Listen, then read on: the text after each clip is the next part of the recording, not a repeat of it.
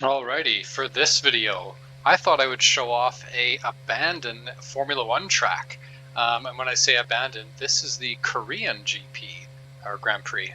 Yeah, so this racetrack was only in service through 2010, 2011, 2012, 2013. So what I've done is I've picked the officially modeled 2013 Ferrari F1 car, back when they ran V8s with Fernando in there. Yeah, and I thought I'd see how close I can get to the fastest lap during the race, set by Sebastian Vettel. That time is a 1:41 something like that. I've done a little bit of practice and I can tell you that is an extremely impressive time. I don't know how close I'm going to get, but I don't think I'll be able to beat it. But the main thing I want to do is talk about, is this racetrack, does it deserve to be abandoned? It's extremely difficult, actually. It's one of the most difficult tracks I've seen and had to learn, actually. Spent about 5 minutes here just getting a lay of the land. Turned the track map off in the top left to help me learn, but I'll keep it on for you so you can visualize what I'm doing.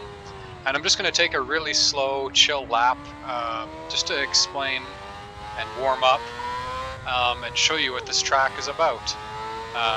Yeah, so that was the start, as I'm sure you saw, the start boxes. This is after turn 2. This is the longest straight on the track. You can get up to maximum speed here. You can activate DRS here. These cars did have DRS. Massively tight braking zone here into turn 3.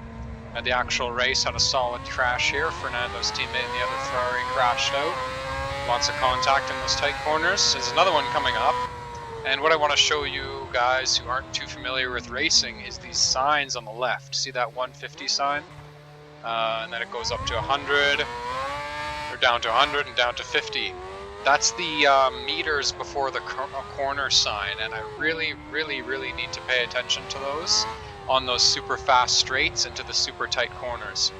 These are some massively tight corners, all back to back right there, that I had trouble even getting around before I changed some of the alignment on the front tires. These are some of the fastest high-speed super corners on the track. Really fun. You can go flat through here. This corner you got to slow down a little bit, down to probably 4th. This one down all the way down to 2nd. It's another super tight corner. That's kind of the thing about this track that I think is so difficult. It's got a combination of these, like, for example, this corner, it dares you to take it at maximum speed because it's a pretty long sweeper, and then it brings you into an even tighter corner that you again want to take a maximum speed, but you can't, so you have to slow down just a bit or be brave, I guess.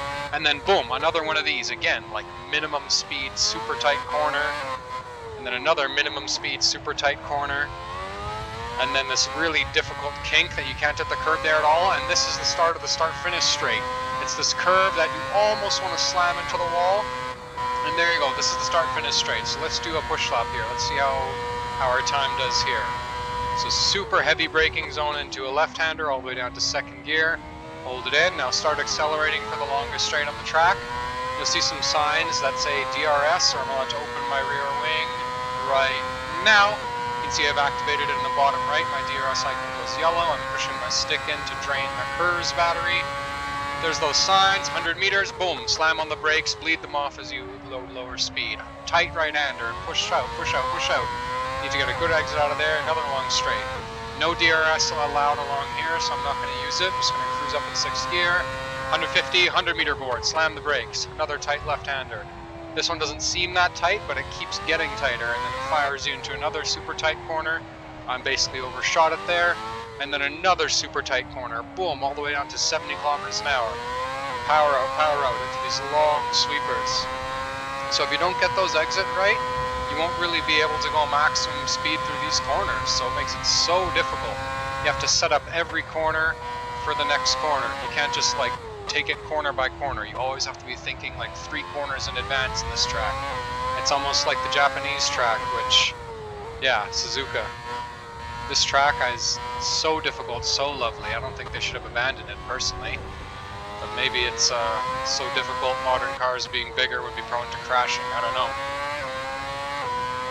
Okay, tight right-hander. We're nearing the end of this lap. I don't expect the time to be very good, but we'll do at least one more here. Now that the tires are all warmed up, car almost stepped out on me there. It's really scary if you don't have high downforce going through this one as well. I'm going to cheat and use DRS early.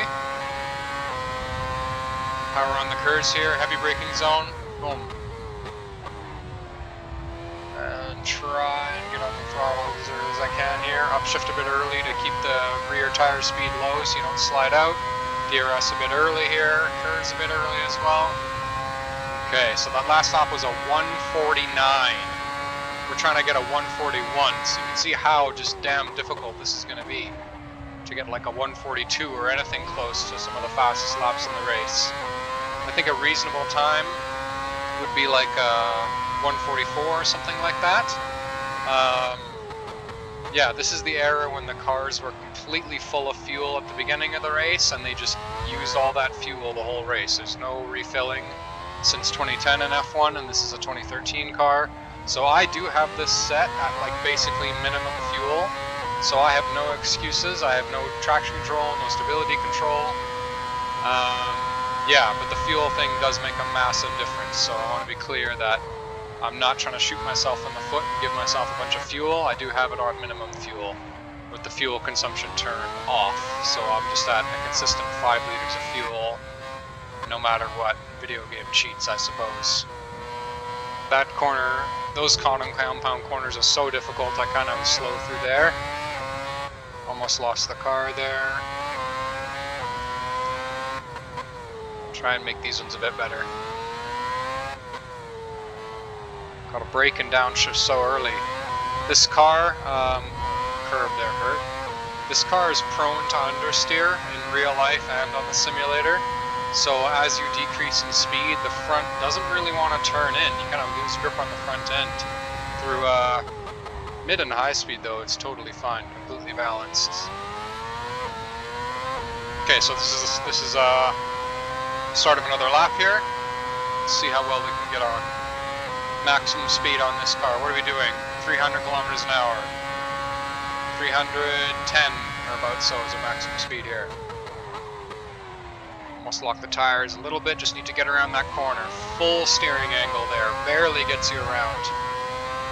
I'll use DRS here, it's not technically allowed, but I'm going to do it, give myself as much of an advantage as I can. Keep up with the real Formula 1 time. And the car just does not want to turn on the front end here, and the back wants to step out and do a massive drift through those corners.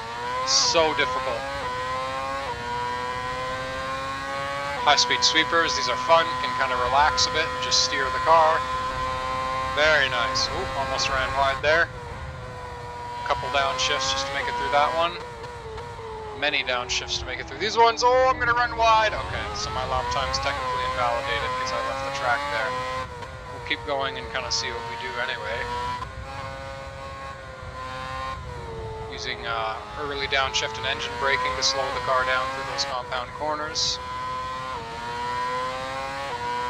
Might not be the right strategy, but it works well enough for me. Big black lines left on the track there by yours truly. Okay, this is the start-finish straight here. Oh, almost off the track there. Okay, how's this lap time? This is going to be a 1:48. Okay, not terrible. Let's see if we can do even better.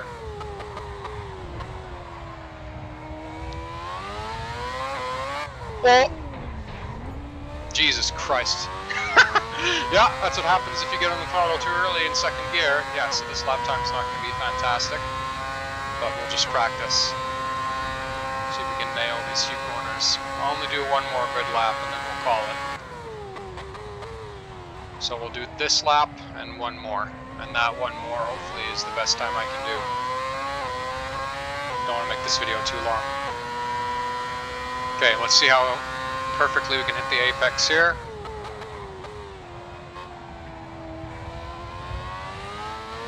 It's about as tidy as you want. The exit wasn't good though. I'm gonna go down to first there to just snap the rear around. That is not a fast way through there. I just kind of wanted to keep it pointing in the right direction, not go off the track. Oh, I have a feeling that it's these high-speed sweepers that I'm losing time on compared to the real-life lap time. And it's not because of the high-speed sweepers, it's like I've been saying, how this track forces you to set up corner into corner into corner. Always have to be thinking about the next corner. So this corner I know is pretty steep. So is this one, left-hander. And then this one I want to get maximum speed for the start-finish straight, but it's so hard to get a clean exit. And then you almost smash into the wall there. Okay, this is the last lap I want to do. I'm going to use all the cheats I can. I'm going to go DRS earlier than I'm allowed to. I'm going to use KERS as much as possible. I don't have unlimited KERS or anything crazy like that. That would be truly cheating. I'm only cheating a little bit by opening up the DRS early. Okay, you can see in the bottom left, very bottom left, we're in the green. We're down 0.2 of a second compared to the previous lap.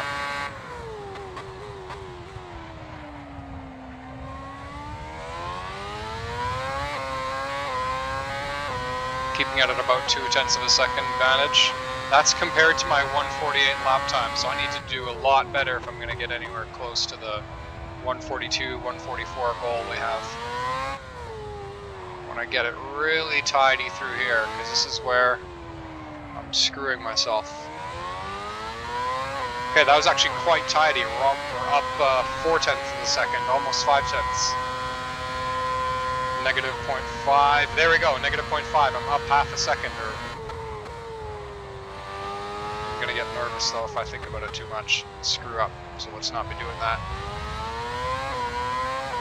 Oh, I just saw it again. We're up 0.7. We're doing really well.